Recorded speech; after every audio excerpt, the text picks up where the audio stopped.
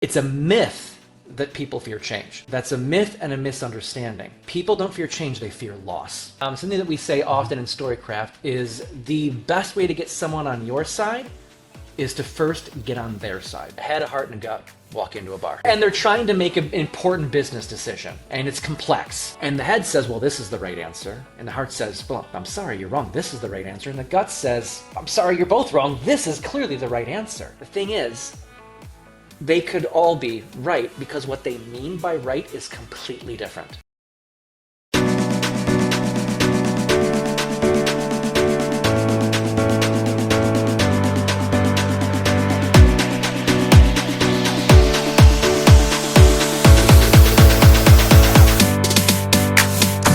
All right, welcome everybody to Heighten Your Success with Shaun Green. I got Mr. Eric Staples here. He is a chemist turned marketer who is helping leaders master the art of science of influence and impact through his breakthrough program, Storycraft. He's teaching professionals how to communicate with clarity, win alignment, and drive real results. Mr. Eric, I'm just happy you want to come on to Heighten Your Success and bless the family with your knowledge and wisdom, understanding. And just really excited to sit down with you and have a conversation. Yeah, great to be with you, Shaun. I appreciate the opportunity, and thanks for the very kind intro. I feel excited from that. Oh, that's good. So how is everything been going in your world? And I would like to give the audience kind of like a backstory, kind of like what led you or what motivated you to to get on the path you are on now? Yeah, good question. So the path in terms of just growth consulting, sort of marketing services and things like that, which is what my agency does, from chemistry was just being in the right place at the right time and having the right introduction. But that was now 19 years ago, as of this week, in fact. What led me from that, being a growth consultant, a strategist, helping companies, find the next avenue or lane of growth, to organizational upskilling, which is still a somewhat small part of my job, but the favorite part of my job was essentially we, meaning Blue Dog, the agency that I work with or for, we had to learn some skills ourselves in order to increase our effectiveness. We discovered, probably 8 or so years ago, that although we were giving wonderful deliverables, an amazing, well-received strategy, really successful pipeline of products and innovation ideas, whatever the case may be, package design that was well-received. Oftentimes, when we would call our clients back 6 months later and say, hey, how'd that go? That huge game-changing strategy that we sweat and bled over and didn't sleep for months to sort out. Where is it? Where is it now? And way too often the response was, it didn't really land, or it was put on the back shelf for now because of some leadership changes, and et cetera, et cetera. And what that told us was that we weren't actually doing our job well. We weren't giving our clients what they needed to embed things in their organizations, to carry stories forward. And so we said, we've got to do this differently. And so we basically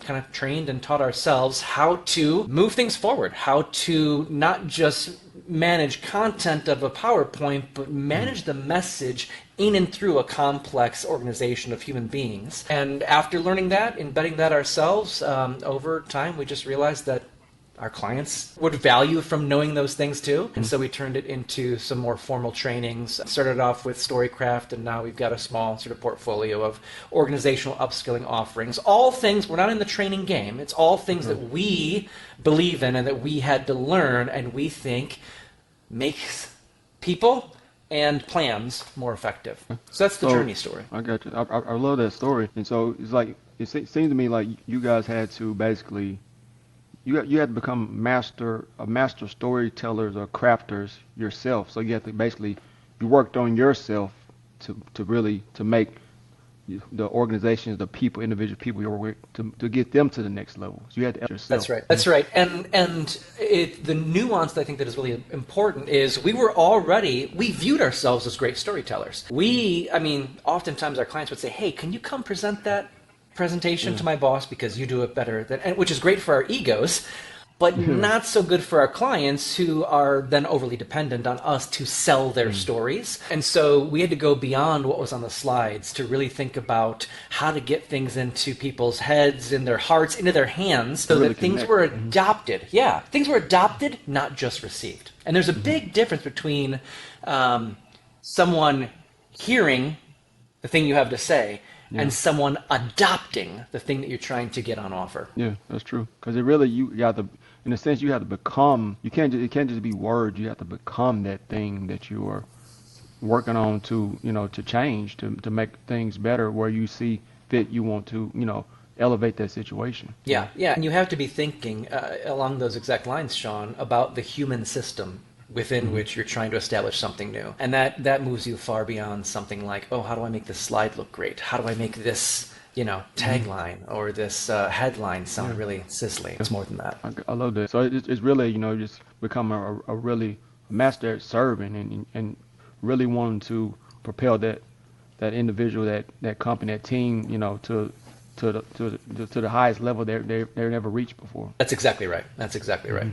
So many professionals struggle to get buy-in. What's the first shift someone can make to turn resistance into support when pitching any idea? Yeah. Well, what I love about that question most is that it speaks to the fact that you can actually move the needle on that. I think the first mistake a lot of people make is they assume that the audience's posture, and I say audience, which could be a room of 20 people or it could be one critical stakeholder that you're trying to influence. So, I mean, anyone that you're having a professional interpersonal interaction with that is meant to have some sort of semblance of persuasion. But whether it is one person or a room of 20 people, in that question, Shaun, embedded in it is the idea that you can move the needle from resistant to receptive, or even rejecting to receptive, and then ideally to responsive. A lot of people think, well, that's just, it's my audience's posture, it's their disposition, it's kind of their problem. And unfortunately, if you think that way, you will make it your problem because you don't have sort of an influence mindset. Anyway, so the idea that you can move the needle, and I think the most important thing, or at least the first thing and the primary thing in moving the needle from a resistant audience to a receptive and even responsive audience, is you to change your mindset from this is what I'm trying to achieve here, and is this person in front of me a help or a hindrance to that? That's kind of our default oftentimes, right? Is like, am I going to have to just deal with this person, or are they going to be a help to what I'm trying to achieve? Reject that mindset. Because it focuses on two things. It focuses on your message and it focuses on you. That's not the best starting point for influencing people. Yeah, that's right. You have to focus on them. And even more than just focusing on them where they are as people, on communicating well to them, you focus on what could get in the way for them. So take here's what I'm trying to achieve, and replace that with what could get in the way for them in hearing, adopting, or enacting what I have to say. And then how do I help address that with them or even for them? Something that we say often in Storycraft is the best way to get someone on your side is to first get on their side. And that's the switch. That's the switch. This is especially important if there is fear involved. A behavioral scientist blew my mind and kind of transformed my way of working a number of years ago when she told me and some members of the team I was working on, it's a myth that people fear change. That's a myth and a misunderstanding. People don't fear change, they fear loss. And it's just that in times of change, there is a greater likelihood of loss. Times of change or times of disruption or times of, that's true. Undoing things, and people are often afraid of what that could undo. And so that's great news for anyone trying to move that needle you talked about, because if people fear change, what can you do about that? Here's change, and change is going to come. But if people fear loss, that's something you can do something about. You can understand the loss that they might have in mind. You can understand what's at stake for them, and then come alongside them to help mitigate that fear. And I got to tell you, if you are dealing with someone who is either self-protecting or self-promoting, those are the two surefire indicators that fear is the primary operator, that fear is underneath the surface. And so you see that behavior manifesting, say, there's a fear here. How can I help them with that fear? Overcome that fear. Get rid of that fear. Yeah, that's what's in the way. They themselves are not in the way. And it's not helpful or productive to think think like that. The fear is in the way. And so how do you get ahead of that, get around that, and get on their side? Yeah. So you basically, in a sense, you got a way to replace that fear mechanism with something that's positive, like a switch. Yeah. Just turn, like turn the light Yeah. switch on and off. Yeah. Yeah, and there's a lot of ways to do that. I mean, a lot of, we don't have time here. This is Storycraft. This is the content. And we go really deep into it. But there's psychology here, around fear and how to address that. And sometimes it's about, dialing up the, potential of gain. And sometimes it's about dialing down the potential for pain. And there's a whole number of other things besides. But that's where you start. You start with not what am I trying to achieve and are they going to get in the way? It's what could get in the way for them, and how do I come alongside them to help address that? Yeah, I love that. So you really take your time. You dig deep to really get to the root cause of the issue. Yeah, and you do that, by the way, before you get in the room, before you get on stage or in front of the meeting whiteboard. You don't want to be thinking about what are people's problems when you're standing there trying to solve for those things. And that sometimes mean you have to have conversations before the conversation to understand what is at stake for people, to understand what is in their heads, what's in their minds, and you got to then read the room and read the signals that people are sending you. Yeah, I love that. It makes a lot of sense, though. It really does. So I know you often say influence is about clarity, not flash. Okay, what practical steps can people take to ensure their messages land with different types of audiences? Yeah, that's really important. And it kind of goes back to something I said earlier. It's not about, how sexy and sizzly are your slides, or, how attention getting is your copy. Those things are important. They're not unimportant, but they're not the most important thing. So practical steps. I think bottom line, you have to know who you're talking to. And like I said already, what they need from you. I think, though, oftentimes, and even in some kind of standard storytelling trainings that I've seen, the assumption there, when you say know who you're talking to, know what their perspective is, know what they need from you, the assumption is, and that is about their role or their function or their seniority level. I've actually seen materials and I've heard sort of tips and tricks around, all right, if they're a middle manager, this is the kind of thing you should say. If they're a senior director, this is the kind of thing you should say. Or if they're an R&D versus sales versus finance, et cetera, et cetera. Now, there is some,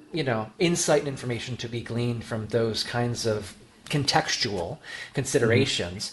But I want to say maybe a bit provocatively, certainly a bit reductively, but I think actually helpfully, there are three types of people in the world. Bottom line, end of the day, three types of people. Okay. That's it. What are those types? Heads, hearts, and guts. And when I say that, what I primarily mean is people have innate, hardwired defaults in decision making and how they take in information, navigate complex situations. And they tend to align to one of those three meta categories. How heads prefer to make decisions is different than how hearts sort of default to decision making is different than guts. And I want to bet, Shaun, that even as I start talking about this, you're already imagining people and saying like, I don't even know exactly what he's going to say yet, but I can already see where this is going. And that's the beauty of the model. It's so completely intuitive. It's also well backed by science. I mean, if you look up head, heart, gut, we're not the first people to say this. We're not the only people saying head, heart, and gut are important in decision making. The difference in the way that Blue Dog approaches this, which to me is absolutely key, is most of what you'd read in like, an HBR article or Forbes or a leadership development book would say, everyone, if you want to be an effective person, particularly an effective leader, you got to know when to lean into your head, when to lean into your heart, and when to lean into your gut. There's head decision times and heart decision times, and etc. I want to say that's not untrue, but I do want to say it's usually profoundly unhelpful because we don't all have equal propensity or proclivities across those spaces, and we all do have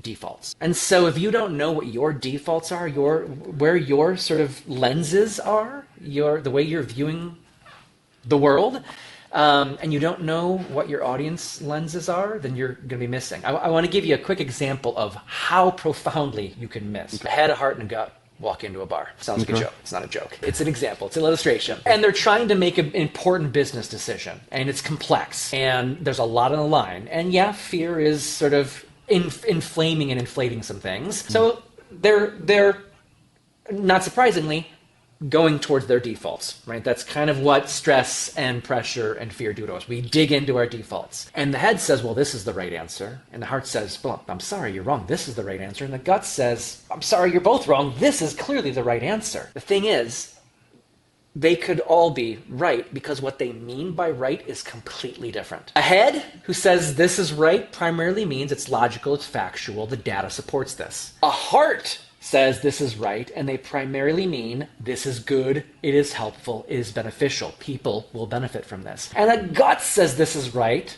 and what they primarily mean is this is going to move things forward, it's going to move the needle, it's going to get actual things done. Yeah. Same word, three completely different meanings, and if those three are not aware of what they mean and how the other people might mean something different, then they're talking right past each other. And I think the last thing I want to say, like I don't want to over-answer here, is that, Shaun, you might even be hearing all three of those are equally important. You can't take away true or helpful or necessary. All three of those are different aspects of right. And so the best decision will be found at the intersection of those three considerations.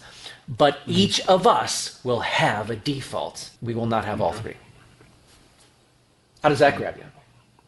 Yeah, man, I love it. I mean, it's simple, but it really makes sense because everybody's different, and you can see it just in your family and maybe your workspace. Yeah. Like that like certain way certain people are, you can't approach them with a certain question or answer or certain energy because they're not going to receive it, or they may react in a way that we can't have that type of reaction that works. So I'm not even going to talk to them about that. I can go to this person because they come from their heart, and they'll lean into it. They'll give me that, I guess, that love and consideration I may need in this moment. But that's somebody right. That's a gut, that gut, like it's like I say a good type person is somebody just like kind of like do it now. They're not gonna hesitate. It's just like, okay, let's get it done, And yeah, they move on their intuition. Somebody that's more in the head. Sometimes they're a good decision maker, but sometimes they may be like the person that may overthink things, or underthink a situation. So it's like So like you said, you gotta know to read the room and read a situation, because so. Here's what's really important in that, Shaun. Mm-hmm. You just spoke out the model. And that's the beauty of it. It's so intuitive, but almost no one thinks about decision-making and audience management this way. Here's a little bit more of the implications that you're exactly speaking to. If I'm talking to a head decision-maker, what they will need from me will be different than a heart decision maker and a gut decision maker. A head decision maker is going to be looking through the lens of, asking the right questions, poking every single possible hole, looking at the logic 100 different ways, and that's a good thing. And yes, that's why heads get tripped up by analysis paralysis more than most, but that's how they are going to be making that decision. And if you don't know that, if you don't meet them where they are, then you're missing them. Here's the thing, though. In corporate America in particularly, most of our presentations are kind of built default, de facto in a sort of head way. Here's a bunch of data, here's a methodology, here's et cetera, et cetera. It probably won't surprise you to hear a lot of leaders, particularly high-level leaders, actually have more of an over-index in gut. Now, that doesn't mean every leader is gut. But it kind of makes sense that the guts are the get-it-donesters, the keep things moving, the how do we just game this system and make it work. And so that will move you up quickly. And if you give a gut a presentation or a pitch or a conversation that is loaded with data, you're smiling because you're like, that's going to fail already. Yeah, right. We don't even have to play that illustration out to know that's going to fail. If you see your leader checking out, getting bored, that should signal to you they're probably a gut, and you probably didn't lead with the end in mind. You probably didn't spoil the movie for them, and they always want the spoiler first. A gut needs to hear where it's all going so they know how to listen to everything else you have to say. Contrast that to a heart. And a heart is going to need to feel that themselves in the story. They're going to need to see themselves in your story. And so you're going to want to start with attention. You're going to want to pull them in with a little bit of drama, right? That's energy, all, a little bit of energy. That all speaks to different needs. Again, not one more right than the other, but a lot of ways to get it wrong if you're not thinking about that. Yeah, I love that breakdown. And I know the audience will really appreciate that because it'll resonate with so many people. And they're like, oh, they probably think about it. who am I? And then they probably start Yeah.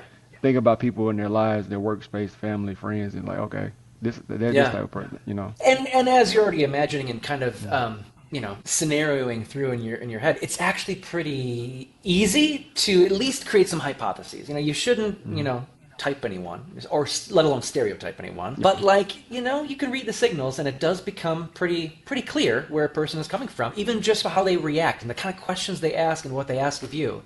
I will say, Shaun, while it is easy, it's about to get easier, and this is a bit of a shameless plug, but a good one, and a welcome one for all the folks who have ever taken Storycraft. One of the most common requests we get, because we have a typing tool, and in Storycraft, with the teams that come in, we give them the assessment, and then we kind of reveal, this is your results, Okay. your head, your heart. Sometimes we do it with their leaders, and there's a fun little guessing game and a reveal. And the number one request we get afterwards is like, hey, can I have that assessment for like everyone else I know, my husband, my Aunt Bertha, my team, my coworkers. And in the next month or two,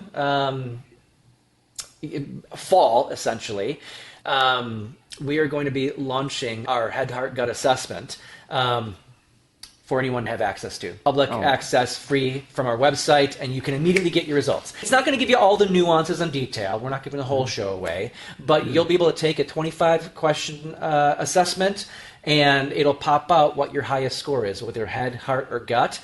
And that's a starting point. And I'm excited to have that just kind of out in the world so that people, don't have to guess as much. They can have at least a strong questionnaire-driven hypothesis for themselves. It's something you could, you got a key stakeholder that you're going to be talking to and maybe you don't know them well. Ask them to do the assessment and say, I'd like to make sure we are meeting you where you are. Here's one way that we think about that, the notion of head, heart, gut, and decision-making. Would you mind taking this assessment and just letting us know what you are so that we can serve you more accurately, kind of to one of your earlier points. It's really smart though, because it'll lead to to having a winning meeting or presentation if you already know the people that you're talking to, what's their personality, who am I actually speaking to, and what's going to be the best way for me to approach this presentation with them, so it actually resonates with them and they actually will receive it. I know we spoke a lot about meetings and presentations. So meetings and presentations are notorious, time wasters, because sometimes they may be 30 minutes, sometimes they may be 2 hours. What are your top strategies for making them 100% more likely to achieve the intended goal? You are really raising the stakes here, Shaun. 100%. That's ambitious. But I'll bite. I'll take that challenge. It makes me think of the meme or just the common, business joke. That meeting could have been an email. And what I want to say is that is true sometimes. I want to say even more often, the reality is that meeting should have been 4 meetings. And I'll tell you why I mean that, or I say that. Because the main answer to your question is you got to know the goal. You got to know the goal of the meeting. And what I don't mean is you got to know the objective or the agenda.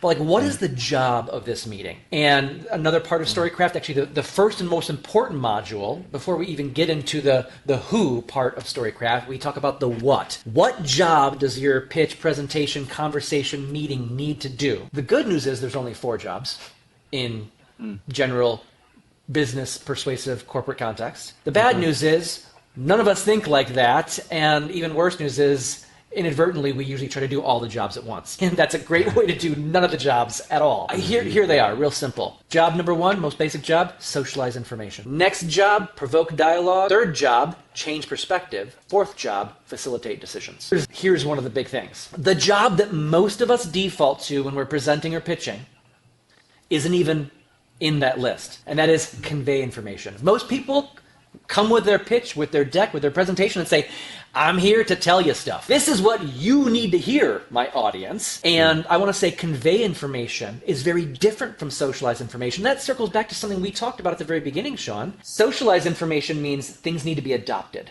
Not just heard in the meeting, but adopted into behaviors. If you want human beings to adopt new ways of thinking and doing, then there is more on you than just being a messenger, right? And so already people are not thinking about, they're thinking off the page. The job they have in mind isn't even ever the only job. The second problem is on the other side, where they come in and they say, all right, I'm going to socialize some information, then we're going to have a little bit of a dialogue, and it's going to come up whether you agree or not, and I'm going to change your mind, and then we're going to get to a decision at the end of the day. And you're smiling because you're like, that's never, ever going to happen. That is way too much. You can do one job in a meeting. Know what that job is. If you are there to facilitate decisions, well, number one, that means things. And that actually puts some responsibility on you to be a facilitator, not just a messenger. But that means you aren't also going to be able to change some perspective that need to be shifted, and also have some dialogue to prompt some ownership and alignment. You need to pull those things out. You need to put them into a different place.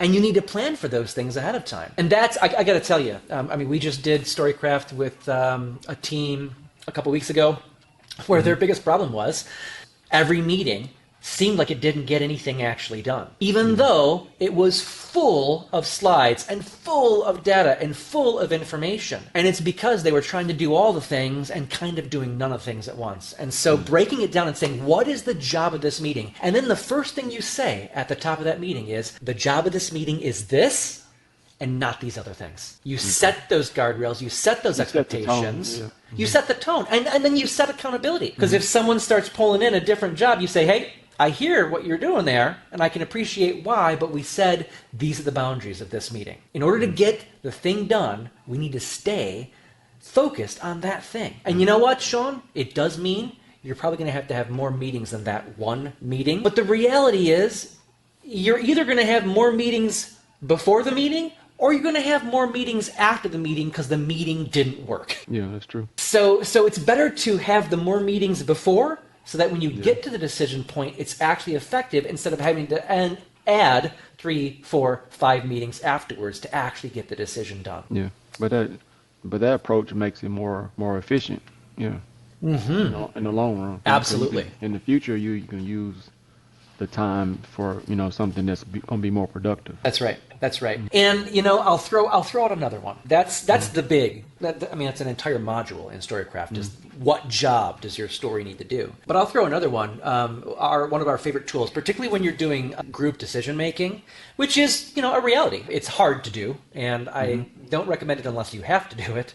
But a lot of times you do need to at least have a group of stakeholders have some alignment and consensus. So when you're doing group decision making, that's hard to manage, and usually any big decision you're trying to make is actually a combination of about 10 or 12 or 20 smaller decisions. And that's where things fall apart, right? Where I thought we already made that decision, but then, Scott's bringing up that thing that I thought, didn't we already decide on that? And we're raising it again, and suddenly Samantha has this new thing, and we're now taking 2 or 3 steps back. There's a real simple solve for that. And I wish I had it on a page to show you, but maybe I can send a visual later if you want to post it in the show notes or something. But there's a real simple model. We call it our Keep It Moving framework. And it's got 4 boxes. And those boxes, we, at the beginning of a meeting, whether it's on Zoom and we're using Miro, or it's in the room and we're using whiteboards, we have 4 whiteboards. And whiteboard number 1 is lock it down. Whiteboard number 2 is put it away. Whiteboard number 3 is keep it open. Whiteboard number 4 is work it out. And everything that gets raised up in a meeting, the job is to put it in either the lock it down or the put it away, if you can. That's the desire. Every decision should either go into the we're saying yes to this, or we're just going to say no to this. And saying no might mean we're going to agree to disagree, but it's not important enough to work this out that we're just going to actually put that away. The ideal is putting everything in one of those 2 buckets. But the meeting means you're going to have to actually do some work to get to some of that locking down and putting it away. And that's what the other 2 buckets are for. You need to distinguish between what are the things we can't decide in the room because we don't have the information, we don't have the people, we don't have whatever. We need to do more research. Let's not talk about it then. Let's not use the time we have trying to work through something that we can't decide on. Let's just put it in the keep it open pile. And the thing is, as soon as you put it on the keep it open whiteboard, you assign a by whom and a by when. We can't solve that right now, but we can't keep it open forever. So who's going to take charge of bringing that to a place where we can make a decision on it? And when's that going to happen? Right? Exactly. Just a who and a by when. And in the fourth bucket, anything that goes in the work it out bucket is, okay, we actually do need to work this out here and now, and we can, but you only put something in the work it out bucket so that you can then move it to the lock it down or put it away bucket, right? The decisions. And here again, super simple, but it psychologically does a few things. One, it helps keep track of the conversation, and it forces look each other in the eyes alignment. Are we going to lock that down? Can we all agree? Are we all 80% here? Never try to get to 100% certainty. Move forward as soon as you get to 80% confidence. Is everyone here 80% confident to lock that down? Yes? Okay. We write it down, and now it doesn't get opened again. If anyone does try to sneakily open that decision back up, you can say, Jim, we locked it down. Are you trying? We can open it back up, but let's make sure we're doing that on purpose, eyes wide open, and not reactively by default. Here's the awesome thing. You know how it feels to cross something off your personal to-do list? Oh yeah, it's a good feeling. When you how big and small is it? Yeah. When you take a decision and put it on the lock it down list, it's that same feeling, but for an entire group. It's very psychologically satisfying, which creates momentum. You start seeing decisions going up in the lock it down. You start putting assignments in the keep it open, and you feel like you are really moving, and it creates momentum. And I got to tell you, you use that frame. We use it in every single group decision-making meeting we're ever in, internally, externally, and you move faster, you get further, and you have less 2 steps forward, 3 steps back situations. Because of the psychology of it. Also, the other great benefit is, and then when you're done with the meeting, you just digitize your 4 buckets and you've got your meeting recap, including your next steps. It's all right there. That's a beautiful process. That can be effective in no matter what industry, you know. No matter what. I just think about, like, you know, I've been thousands of morning briefings, and most time it's just redundant, you know, information keep being repeated, and then people feel like, oh, you know, what's the point of bringing something up, because nothing ever gets solved, you know, that type of thing. But you know, you bring something up and you feel like it's important to you, and depending on your, I guess, if you're a heart, a head, or a gut, certain things gonna be important to different people for a certain reason, you know. And then if you bring something up and then you feel like it never gets addressed or gets completed, you know, it's like over time that keeps happening. It's like, what's the point of even bringing it up? That's right. And you, that's exactly right. That's the leader of this situation that's supposed to be making sure these things get addressed, and it doesn't. So, and that leads to like a spiral of people having bad energy, you know, within the group. For someone who wants to immediately improve their communication, starting today, what's one powerful mindset or technique they can apply right after listening to this episode? I mean, we've been talking around this the whole time, so it won't surprise you to hear me say, John, but I'll say it very overtly. Orient towards outcomes is part 1. Orient towards outcomes. Outcomes are different than objectives. You know, when you're focusing on what are the objectives, then you focus on what's the to-do list for us in this room, or in this moment, or in this stage. When you lift your head up to say, and what is that going to need to do for our organization? What is that going to need to do for our business? What are the outcomes, not just the objectives? You center on those, you keep your eye on those, and you will be more likely to achieve those things. It is harder to get the outcomes you're looking for by focusing on objectives. It is easier to get the objectives done by focusing on the outcomes. That's part 1. Part 2, have a mindset of exchange. Every single professional interaction anyone ever has is an exchange at its core. You need something from the person you're talking to, and they need something from you. If you think about and I know that can sound a little bit like, oh, that's so transactional. Well, I mean, have you been in the business world? It is very transactional. That doesn't have to be a bad thing, I don't think. Transactions is a trade of value. Right? That's a good thing. Trading value is a good thing. And so if we think of things as an exchange, every interaction, every meeting, every conversation, every passing hallway, you know, touch point as an exchange, you will be a enormously more effective person. That's why actually our Storycraft training has much more in common with sort of like a master class on negotiation than it does on like your classical storytelling tips and tropes, like how to have a good stage presence and how to, because sure, there are some helpful things in how to tell a really punchy, pithy story, but there are way more helpful things on how to be an effective negotiator, and everything is an exchange. So those are the two mindsets: outcomes orientation and exchange mindset. You try to practice those two things, and you will be more impactful and influential,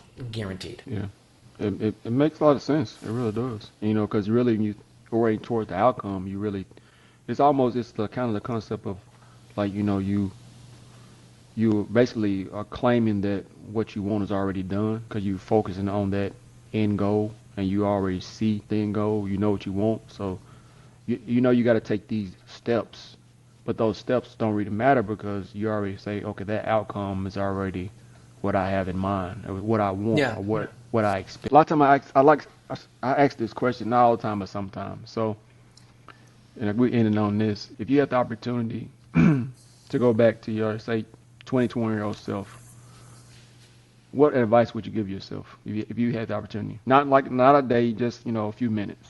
Yeah, great question. I'm trying to find a better answer than the one that my gut immediately told me, but I'll just go with it. The advice I would give is keep going. Hang on through the tough stuff. Where this is all going is worth it. Even the tough stuff. Maybe I would add to that, decouple yourself from the outcomes a little more than you do. Don't attach your entire self-worth and personal value to the way things work out, because so much is outside of your control. I'd probably say that was something a coach told me well into my career, and it was one of the most important pieces of advice for my both performance and my self-esteem. I'm a really accountable person. I put everything I have into doing, things that are helpful and valuable for my clients. But I had a tendency for a long time to wrap my entire worth around that. And if it didn't work out, then I was a failure, right? And that's very common with high performers. Highs and lows, yeah. Extreme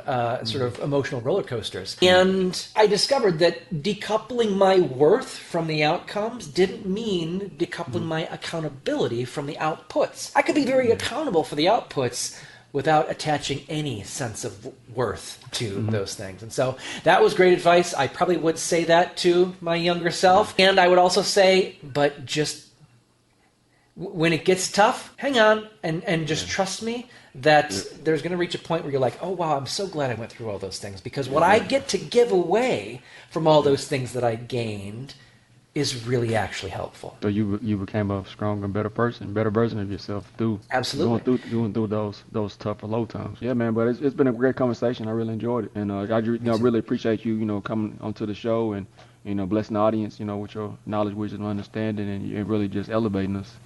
It's been great. It was a pleasure. Great to be with you. Yes, sir. All right, family. We're gonna catch you guys on the next episode, and much love.